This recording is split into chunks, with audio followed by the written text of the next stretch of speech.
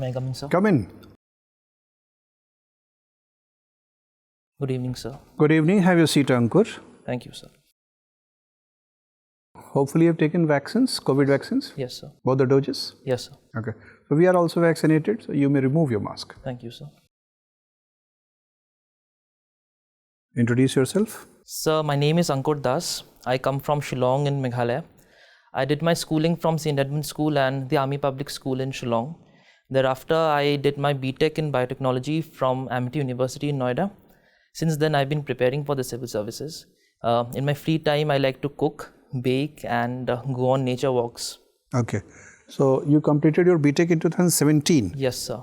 And 5 years, what are you doing since then? Sir, I decided to devote 2 or 3 years to civil service preparations wholeheartedly. So thereafter, in 2020, when the pandemic struck, so the job situation was not that good in my sector. So I was also extending my preparation period since 2020. Otherwise, the campus placement record of Amity University is good? Sir, in some departments there is a scope of improvement, but in general it's a good record, sir. Some students have been complaining that biotechnology is not yet very lucrative job-wise in India particularly. Why this is so? Sir, the biotech industry is a very investment-heavy industry, especially when it comes to pharmaceutical biotechnology, where the major chunks of the jobs lie. So, sir, currently in India, not a large number of biological manufacturing units exist, but sir, with the pandemic and associated events thereafter, the vaccine industry and the associated industries have started to function, and we probably will see a brighter future for the industry. Is it also because of, partly, because Government of India has signed the Biological Convention and Chemical Convention and Biochemical Convention, which provides a restrictive regulatory environment in India for companies to operate. While in Western countries, US Americans are operating their labs in several countries. So, but we are not doing it. The government is not permitting that. Is it also partly due to that?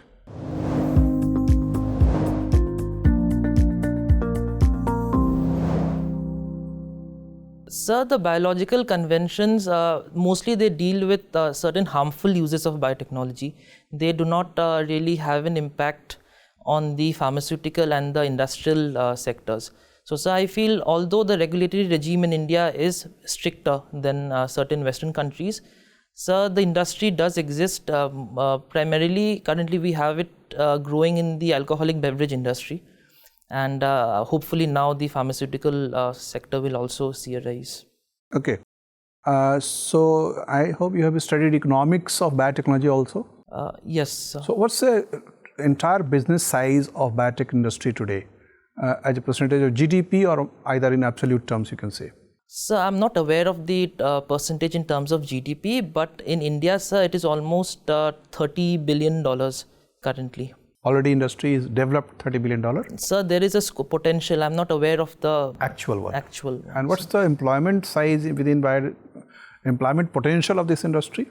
Sir, I cannot give a number. I'm not aware of the number, sir. But sir, since there is scope for further growth, probably we will see a lot more. Have you seen any startup in biotech industry recently? Sir, recently I'm not aware, sir, but Biocon is one of the celebrated names in the sector by Ms. Kiran. That's quite old. Yes, sir. Any other?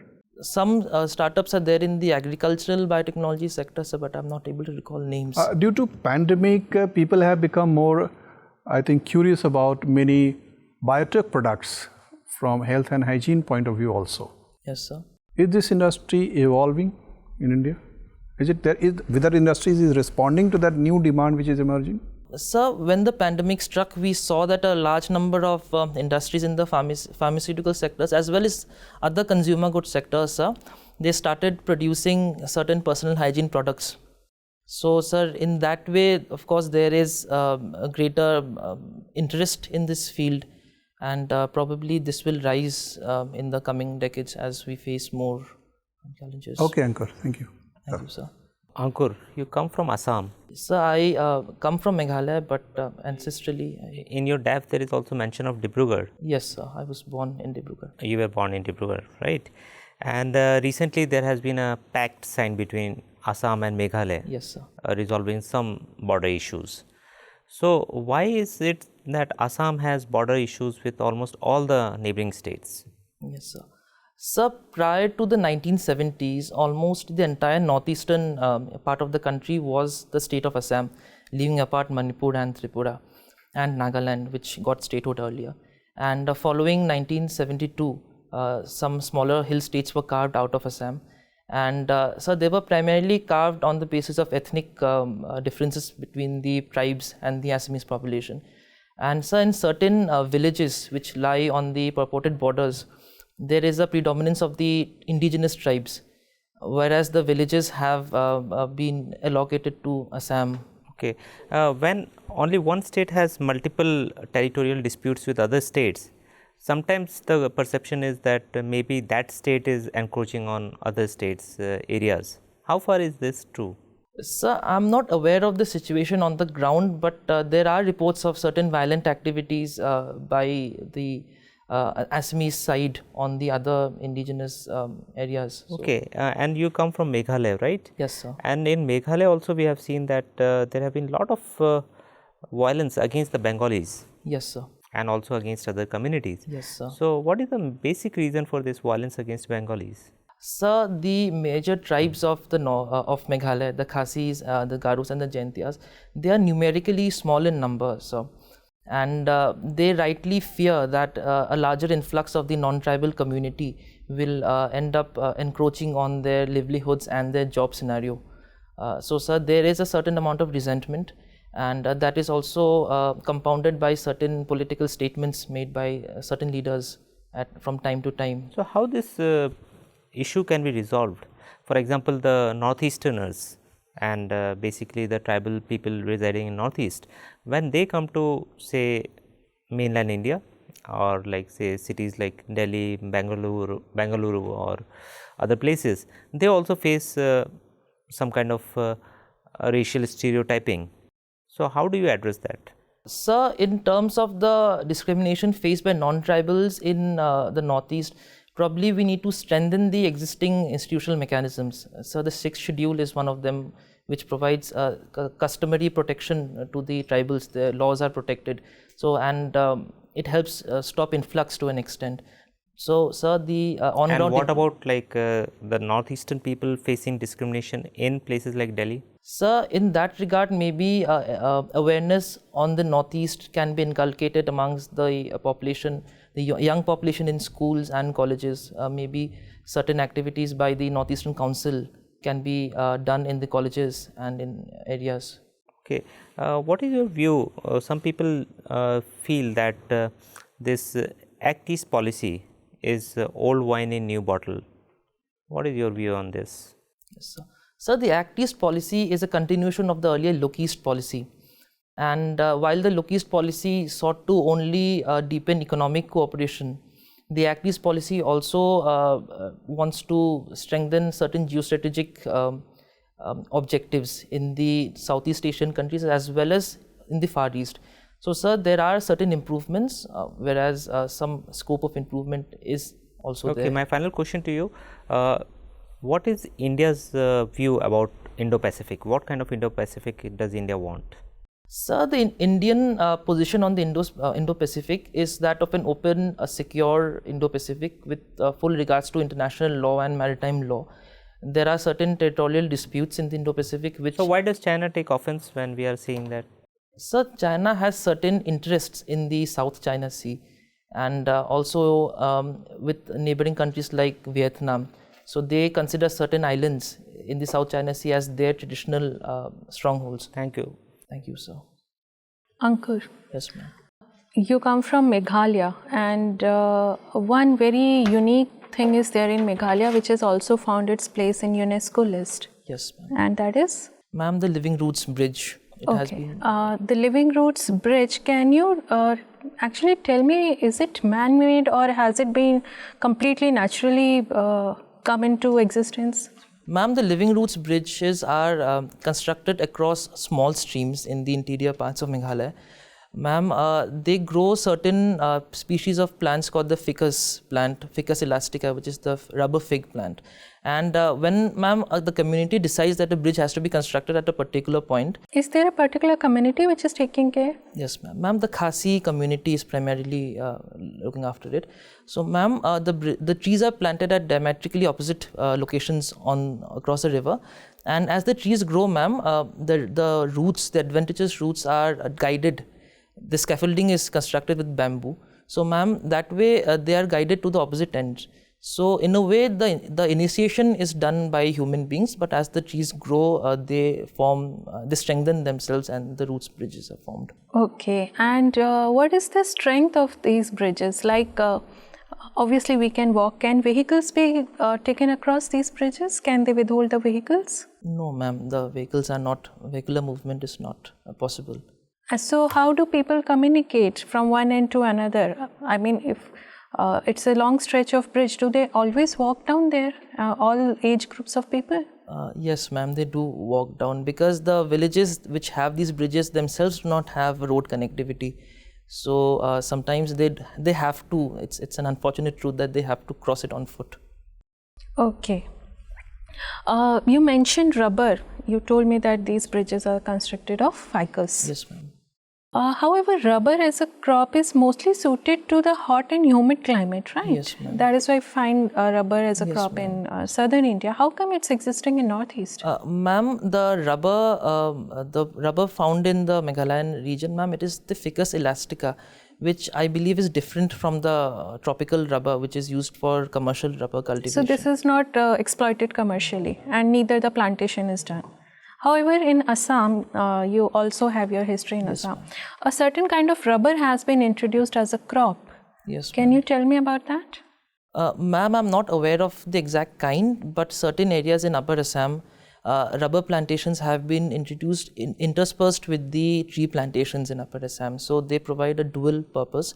They shade the tree crops from the strong sun, as well as provide an alternate source of income in those areas.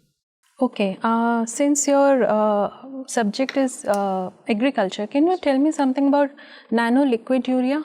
Ma'am, I haven't come across that term. You haven't come across? It's the latest invention in the fertilizer industry. Ma'am, if I may allowed to yes, guess. Please. Ma'am, I believe it's a biofertilizer. I'm not aware of the specifics. It's a biofertilizer. I'm sorry, ma'am. Okay, my last question to you. Why do you think, again you are a biotechnologist, why do you think that women in the STEM discipline are lesser represented with respect to men? And by representation, I mean both in education and as a vocation. Yes, ma'am. Ma'am, the biotechnology field in India currently is academia focused. And the basic requirement to make a career in academia is a PhD, which entails a longer period of study. So I believe, ma'am, certain communities do not allow, or they certain do not communities, I think this problem is throughout India. Yes, ma'am. In fact, throughout world, if I may say so. Yes, ma'am. Ma'am, I think the longer duration of the academic process might have a role to play in this. Okay, thank you, Ankur. Thank you, ma'am. Ankur, Honorable Prime Minister Mr. Narendra Modi has given a clarion call for introducing zero budget natural farming. Yes, sir. Have you heard of this? Yes, sir. What are those pillars which constitute zero budget natural farming? As you can say the progressive program, in this regard. Yes, sir. So zero budget natural farming is basically farming without the additional use of chemical inputs. So the first pillar is Jeevamritam, which is a mixture of cow dung, jaggery and aged cow urine. Right. And the second one is Bijamrita, which is I believe neem paste, neem oil, which is applied to the seeds. The third one, sir, is Vapasa, which is the moisture that is contained in the soil. Right. The fourth one is mulching. So I can't recall the traditional name, but it is mulching, which conserves the organic matter and the moisture content of the soil. There was some idea, in 90s actually, who has propounded this thought of zero budget natural farming. Whose idea was this originally? So I think it's Dr. Subhash Palekar. Right. He was also of the opinion that vermicomposting was not good. Yes, sir. Why he thought of like this? Sir, I remember reading that he thought that the worms used in vermicomposting, they are of a foreign origin and they tend to disrupt certain soil properties. Was there any issue of heavy metals consumptions and transmitting and mixing it to the soil? I think, sir, he also thought that the worms consume certain products which contain heavy metals and their excreta tends to contaminate. Right. Is there any difference between zero budget natural farming and organic farming? So organic farming also uses certain modern concepts like biofertilizers and vermicompost, which is not used in zero budget natural farming. Like, in the current situation, we are self-sufficient in terms of the food production. Yes, sir. But given the choice and zero budget natural farming and organic farming, it has been gradually realized that the quantum of the production of the cereals, it might reduce. Why? Because of you being agriculturist must be knowing in a better way. So is it a viable option for country like India has lot of the population to feed it on? Sir, although we do have merits of the organic mode of farming, sir, I do not think it can totally replace the current agricultural system of inorganic fertilizers. So we have an example of Sri Lanka, who outlawed chemical fertilizers last year, and their rice productivity considerably decreased. But given the population, the size of the population? Yes, sir. Sir, given the size of population, I think in India it might be a riskier move. And right. Recently, Department of Personnel and Training, it is in the planning to move a letter to the states actually in terms of like withdrawing its assent from the deputation of the IAS officers, All India officers, to the center. yes, sir. It has been seen as like obstructing in terms of the smoothing relationship between the center and the state. We have seen that various of the states in India, they are not in good terms with the center in terms of their functioning, their day-to-day business. So do you this this letter, how hampers this smooth functioning of center-state relationship? Sir, the foundation of the All India Services is rested on the principles of cooperative federalism, where the officers are recruited centrally, but they spend a part. Do you think this letter should be withdrawn? Sir, I have not gone through the contents of the letter, but I believe it can be worked out in certain. It has recently been seen that the Assam model of policing was on the spree of making alleged criminals as Divyang. Yes, sir. So is it right model of policing that the rest part of India could imitate? Sir, I do not think that is a viable option because the rule of law states that every accused deserves a fair trial. But in a meeting of the officers of the the police officers, the chief minister has he was very vocal in media and with the meeting with the police officers. Yes, sir. How do you take this? Sir, in my considered opinion, I do not think such extrajudicial activity should be undertaken by the police, and they should follow the rule of law. Thank you, sir. Ankur, you're coming from Assam. Yes, sir. One question that is always coming to my mind, that why the development of Northeast is ignored. I'm not talking about the present government per se. I'm talking about the governments at large have ignored. When the idea of Northeast only comes to our mind when the sovereignty per se is actually challenged. What is the reason that why the development in the northeastern regions as compared to the mainland in India is ignored? So what possible reason could you find out? Sir, in my opinion, the first hindrance that the Northeast faces is connectivity. Most of the Northeast, except for... So do you buy that fact that the development in the northeastern region was ignored? Sir, I would not say ignored, but it definitely was slower in certain in a certain area of our history. Yes. And so now there is accelerated development, mostly in terms of the connectivity infrastructure, both roadways and railways, and also airways. So, sir, the Northeast, with its difficult terrain, has some unique needs in terms of connectivity and infrastructure in general, which I believe, if taken care, would also accelerate the scope of development there. So, what are the challenges that the government faced? Sir, one of the challenges, apart from the terrain, was the insurgency. Certain groups in the Northeast opposed the creation of railways and roadways, And that was a challenge which the government faced, which now is being resolved through dialogue. Coming on to the second question that is very much linked to the first one. We have seen very recently Karbi-Anglong Pact signed between the Government of India and the stakeholders there. Yes, sir. Could you please tell me the relevance of the Karbi-Anglong Pact that is signed between the stakeholders? Yes, sir. Sir, the Karbi-Anglong region is one of the hilly regions of Assam, which is otherwise plains comprising of the Barak and Brahmaputra valleys.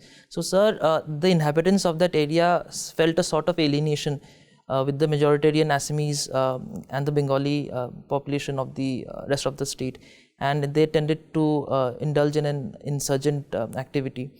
And sir, the region, the Karbi-Anglong region, it traversed the link between the Brahmaputra and the Barak Valley, and that insurgency hampered the extension of the broad gauge line. So they are demanding certain autonomy as compared to the District Autonomous Council is concerned. Yes. But having said that, these things have been demanded from quite a long time. Many of the government has successfully signed pact with previous non-state actors, or for that matter the insurgent rebel groups that are actually operating from the soil. But what is the reason that why there has been a peace conflict in the particularly the valley of Assam and the region thereof? What is the possible reason that as an Assami you would like to explain in this regard? Sir, I believe it's a twofold situation. The first is the lack of economic opportunities. Due to the difficult terrains, the youth of those areas did not get remunerative employment in certain areas. So they tend to get swayed by the statements of the insurgent leaders, and they tend to pick up arms in some cases. Secondly, sir, it flows from the first statement. The difficult terrain, again, it makes it difficult for economic activities, and there's a sense of cultural alienation. And an identity crisis develops between the inhabitants of those areas and the larger Assamese or the other state population, and that sort of contributes to What about the role of the non-state actors operating from the soil? Yes, sir. Is there any external factor involved? Sir, we have seen certain insurgent groups which have links with certain non-state actors, especially in Bangladesh and Myanmar. So they do tend to foment. Do you think the inclusion of Ladakh in the 6th schedule of the Indian Constitution needs constitutional amendment under Article 368? Sir, I'm not aware exactly if the amendment of the schedules need a constitutional amendment, but in terms of whether they need an amendment or they need inclusion in the 6th schedule, I think the 6th schedule has done a commendable job in safeguarding traditional and indigenous identities in the Northeast, and that is So what is the difference between 5th and 6th schedule? Sir, the 5th schedule deals with tribal areas in places other than the Northeast, while the 6th schedule deals with states specifically Mizoram, Assam, Meghalaya and Tripura. Very nice. Thank you so much. Thank you, sir. Ankur, can you suggest, if let's say you are invited in the Niti Aayog to make a suggestion, environmentally sustainable industrialization of Northeast? Sir, the tourism and the agro-tourism or the eco-tourism industry can be a game changer for the Northeast given its natural beauty and low carbon footprint of the industry. Secondly, sir, the IT industry can be a viable option. The Northeastern states have a greater proportion of individuals who are naturally conversant in the English language. So, sir, they can have a natural advantage in the IT sector. Thirdly, sir, I think organic farming can be incorporated because the indigenous communities originally indulged in activities or agricultural activities which were organic. So it will be easier to introduce certain organic agricultural activities in the Northeast. Can we develop Northeast as not only education hub of India, but education hub of entire South Asia and maybe ASEAN region, attracting students gradually from Africa?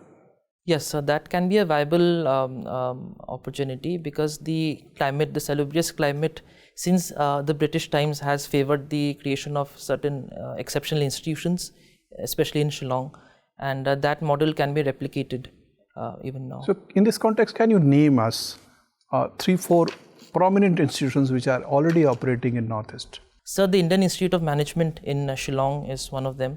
The Indian Institute of Technology in Guwahati. So the NIGRIMS, Northeastern Indira Gandhi Regional Institute of Health and Medical Sciences in Shillong, it draws patients not only from northeastern states but also from Bangladesh. That is one, sir. And I believe the Central University at Tejpur is doing great work. Okay. And there used to be a princely state, not exactly falling within the territory of Meghalaya, but partly in West Bengal and partly in Meghalaya, and that is called Cooch Behar. Yes, sir. Princely state.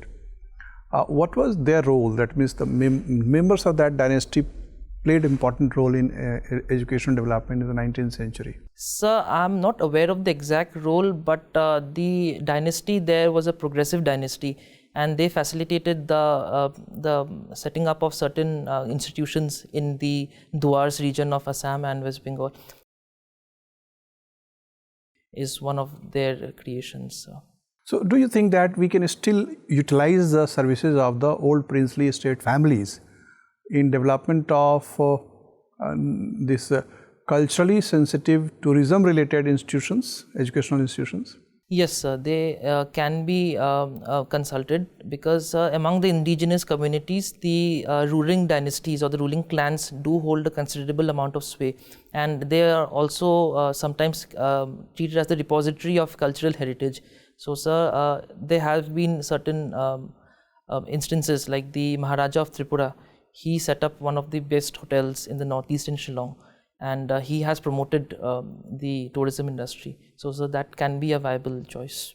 Nice talking to you, Ankur. Your interview is over. You may go now. Thank you, sir. Thank you, sir. Thank you.